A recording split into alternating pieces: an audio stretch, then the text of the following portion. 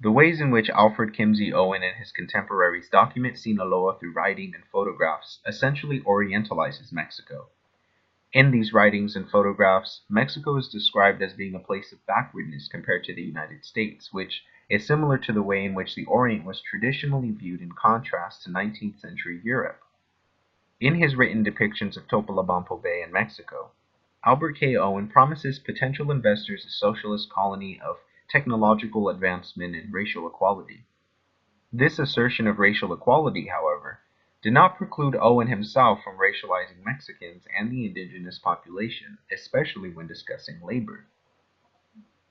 Contained in Albert K. Owen's Integral Cooperation, its practical application, is an illustration of a Yaqui Native American with the caption, Yaqui Indian, type of laborer, Topolobampo Bay, Sinaloa, Mexico.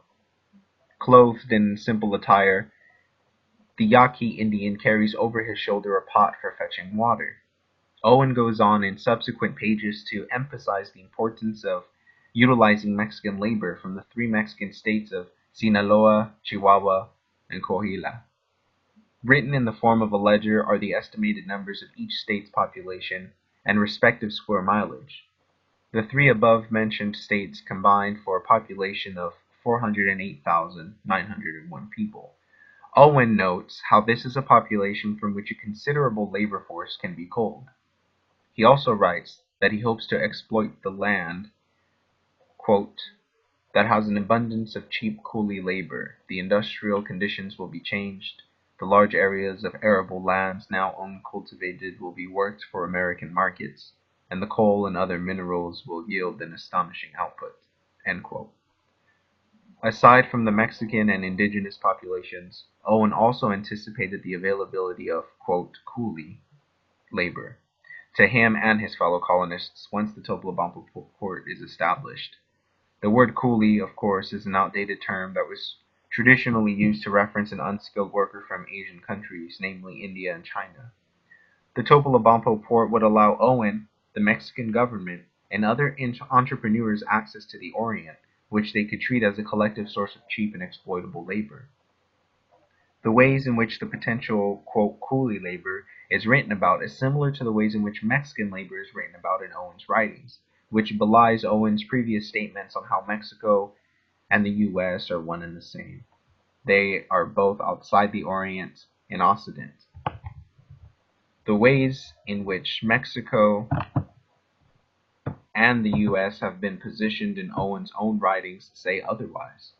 The US comes across as very much part of the Occident, and Mexico as the underdeveloped Orient.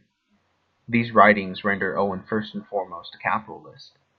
Lost is the Owen disillusioned with the competitive nature of capitalism, and in his place stands a man who has surveyed and ogled at both Mexico's land and population, articulating his desire to see both reconfigured to meet the needs of an American market.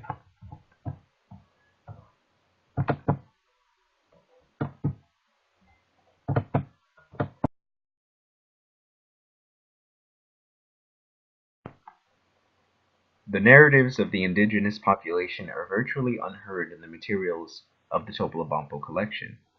There are a few photos as well as documents discussing the indigenous population, but very little is actually said about them. I eventually came across several photographs and a collection depicting actual people in a manner similar to that of the illustration of the Yaqui Native American. Juxtaposing the illustration with photographs of real people allows one to see how Owen was literally depicting a group of people to fit his constellation. It is interesting to consider the roles in which the indigenous population were to serve in Owen's Pacific colony. On one hand, they were collectively a source of cheap labor, while on the other, they were a group of peaceful people whose everyday lives were composed of work and tranquility. This photograph here, which depicts a child with a basket on his head, is captioned Vendedor de Musvil Pollo. As you can see, this photograph captures a young barefoot boy, dressed in simple attire and a straw hat, and balances a basket on his head. He stands in front of what looks to be a large tumbleweed.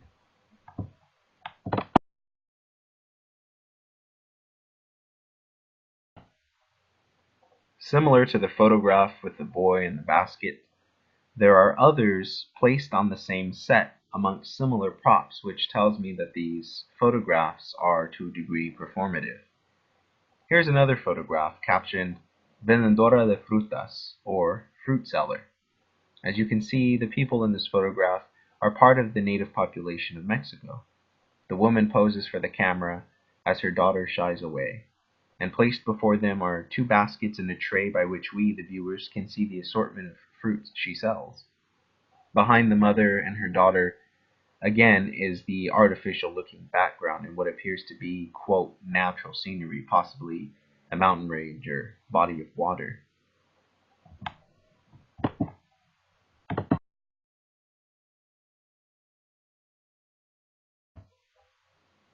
Another photograph depicts two women and a young boy in front of a similarly artificial looking background. This picture has the caption Pozolera, escena en el mercado, or pozolera, seen in the market. I argue that this caption is pretty apt, for this is what these pictures really are: staged scenes of the putative everyday life in Owen's Pacific colony. As you can see, the background of these photographs are strikingly similar in their artificiality. These photographs are staged. These individuals, dark-skinned and exotic, are photographed in assigned roles of civility, and then those photos are sent back to the almost voyeuristic groups of potential investors who, seeing this simplistic and practical day-to-day living with faces attached to them, look at the Topolobampo colony as one of docile inhabitants and suitable social structure.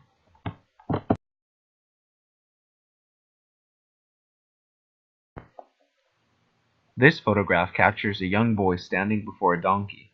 The boy holds the reins of the animal as the animal in turn stands poised with a significant bundle of wood logs tied to its back. Bound to the donkey by rope, the wood is transported from the outer woodland area back to the Topolobampo colony, where it will be used for fire.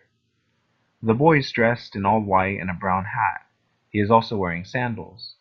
Different from the many songs and poems about the Topolobampo colony, this picture offers us a literal snapshot of the pragmatic tasks necessary in sustaining the day-to-day living in Topolobampo.